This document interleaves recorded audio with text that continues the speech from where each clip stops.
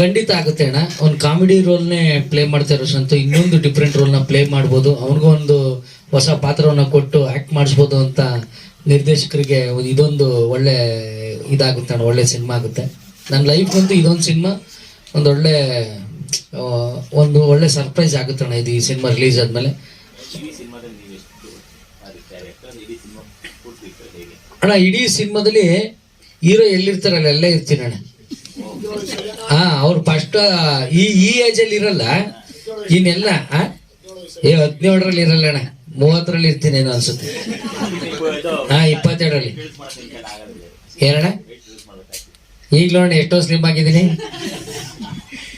ಇಲ್ಲಣ್ಣ ಆ ಒಂದು ಕ್ಯಾರೆಕ್ಟರ್ ಕಂಟಿನ್ಯೂಸ್ ಆಗಿ ಅವ್ರ ಜೊತೆ ಇರ್ತೀನಿ ಅಣ್ಣ. ಅದರಲ್ಲಿ ಒಂದು ಸಾಫ್ಟ್ ಆಗಿ, ಒಂದು ಲವಲವಿಕೆಯಿಂದ, ಒಂದು ಆತ್ಮೀಯಗಳೇ, ಒಂದು ಬೆಸ್ಟ್ ಫ್ರೆಂಡ್ ಹೆಂಗಿರ್ತಾನೆ ಆ ತರ ಇರ್ತೀನಿ ಅಣ್ಣ ಅವ್ರ ಜೊತೆ. ಆ ಕಷ್ಟ ಸುಖದಲ್ಲಿ ಎಲ್ಲಾದ್ರಲ್ಲೂ ಜೊತೆಲಿ ಇರ್ತೀನಿ ಫುಲ್. ಏನಣ್ಣ ಅಣ್ಣ ಅದೇ ಕಾಮಿಡಿ ಮಾಡ್ಕೋಯ್ತಾ ಇರ್ತದೆ ಅಣ್ಣ ಸೀನೆ. ಅವ್ರು ಅದೇ ತರ ನೀನ್ ಕಾಮಿಡಿ ಮಾಡ್ಬೇಡ, ನಾನು ಮಾಡಿಸ್ತೀನಿ, ನಾನು ಹೇಳ್ದಂಗೆ ಮಾಡ್ಕೋಗು ಅಂದ್ರು.